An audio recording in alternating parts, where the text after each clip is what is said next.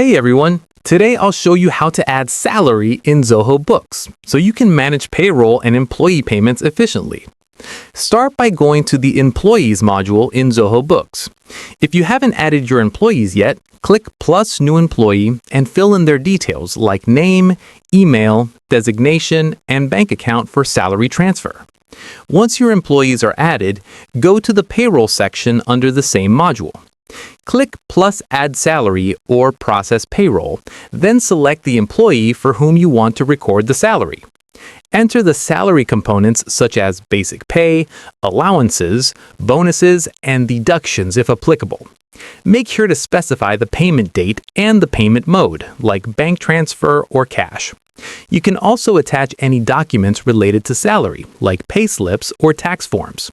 Once all details are filled in, click Save or Process Payment. The system will record the salary and update your accounts automatically.